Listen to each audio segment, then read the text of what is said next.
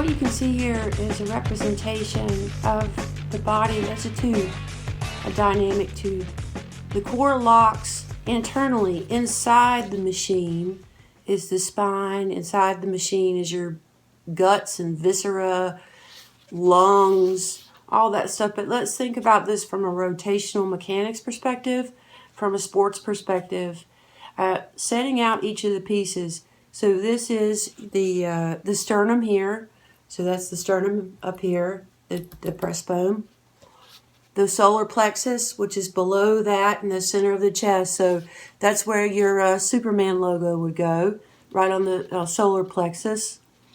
Running straight down, there's your center of gravity. It's actually inside your body, and it changes.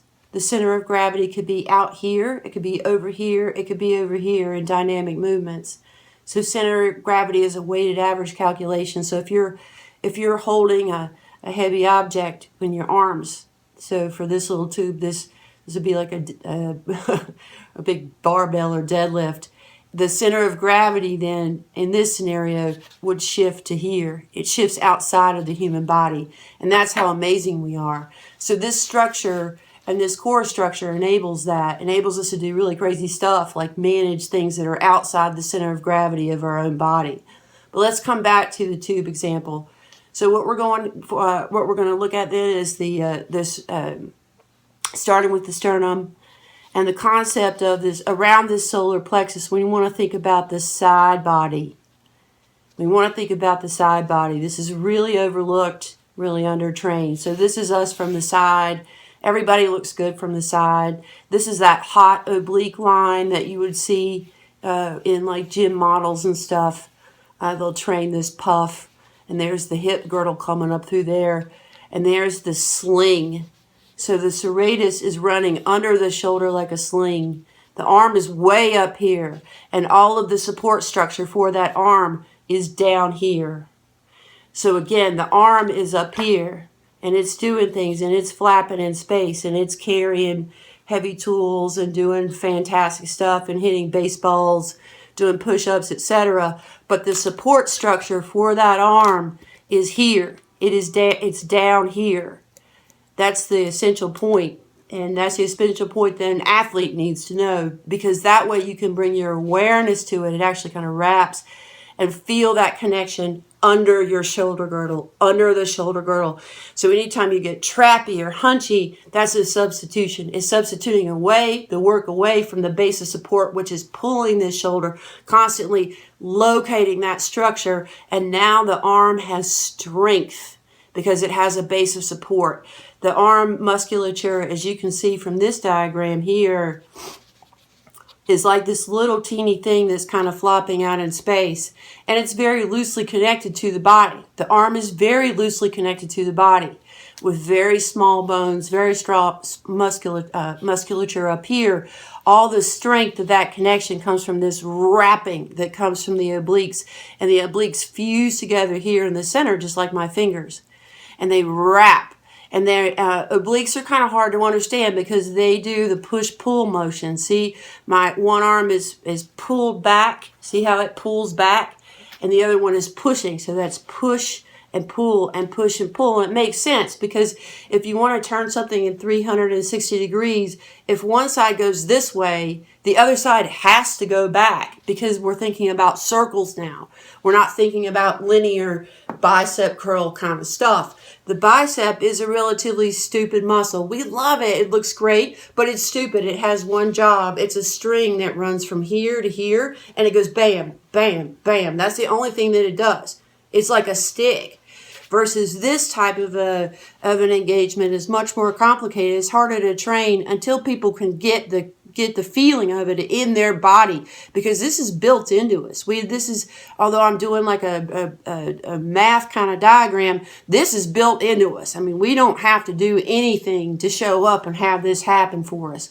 But the concept in terms of training it is to understand that we want to think about that connection being from the solar plexus and running to the front of the obliques, right here and right here and right here in the center line of this, right up to the solar plexus, again, where your Superman, the bottom of the S on your Superman logo starts here. And then you've got this wrapping or a sling.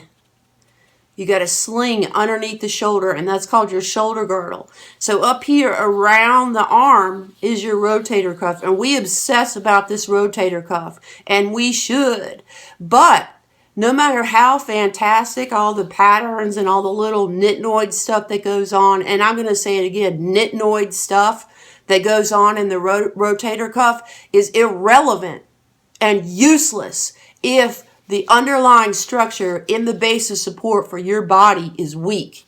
If you are weak in your obliques up here, if you are weak in your rhomboids, that's the back part of the sling. See, the rhomboids go from the back, they wrap around, they connect all the way up here. And let's see, on this side of the diagram, I have the serratus. Here we go.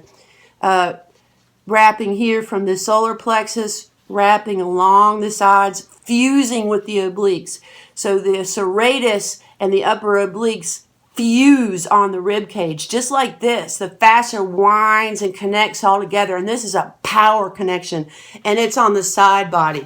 This is right here on the side body. So the obliques are coming in from here, and the serratus is coming in from here, and this is your power girdle right here. This is your power girdle. You can obsess about this mechanism all you want, but if this is weak, you're going to persistently see how that kind of forms this sling under the shoulder, like a fused power sling.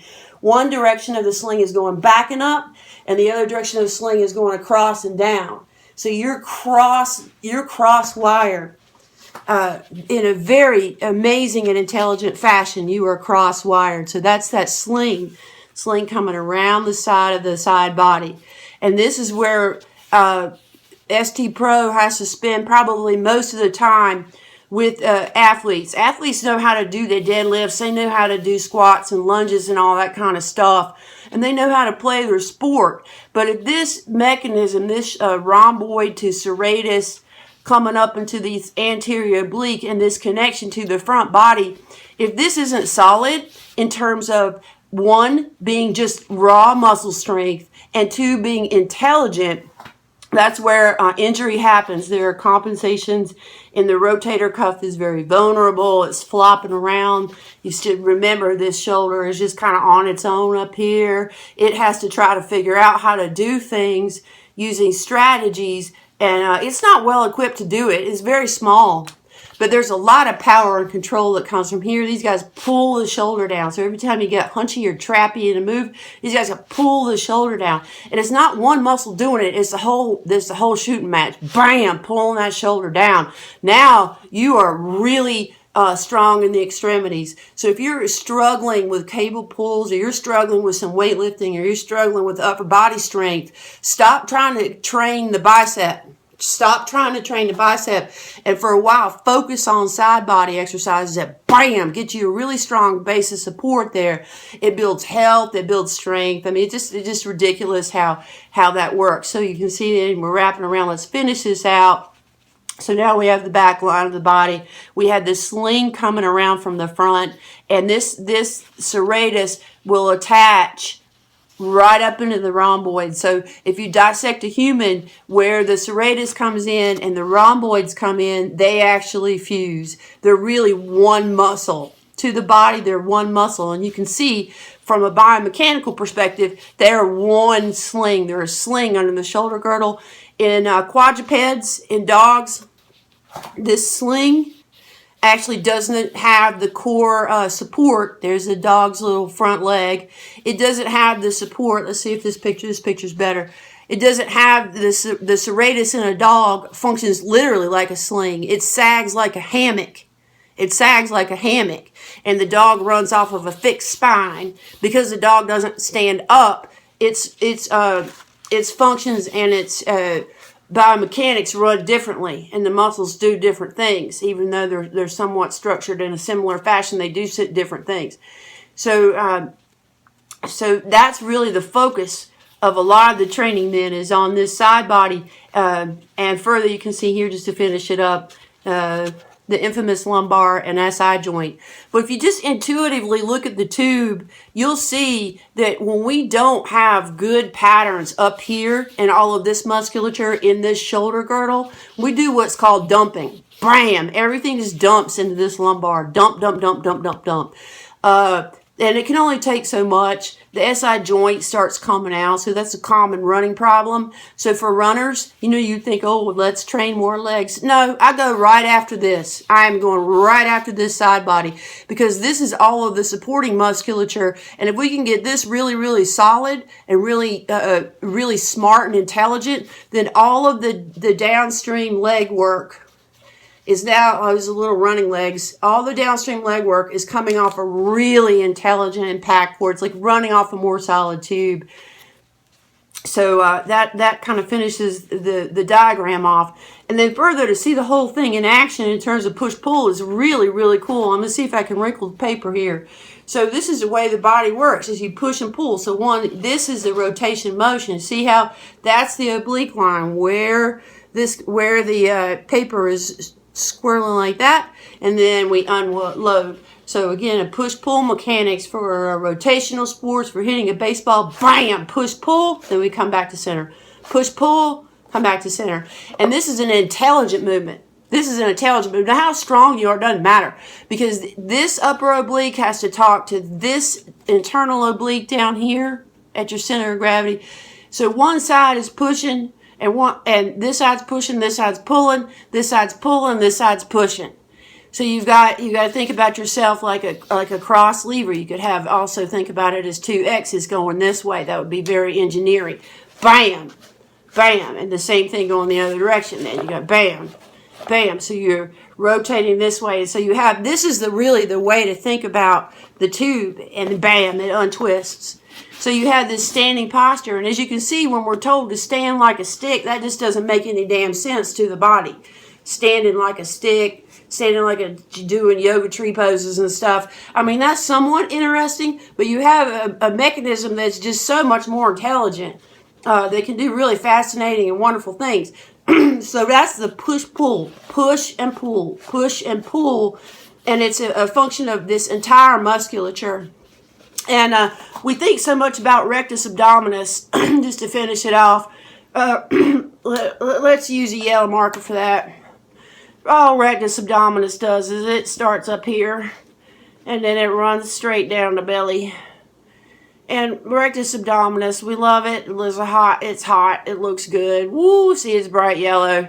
Rectus abdominis is kind of a dumb muscle. It is dumb. All it does is collapse the tube and pull. That's all rectus abdominis does, is bend the tube like this. So when we become over-reliant on the tube, on rectus abdominis, and working the abs and working the rectus abdominis for anything beyond vanity, you can see that it does not support sports. Bam! It doesn't support sports. Sports are all about hitting, running, dodging, bobbing, weaving.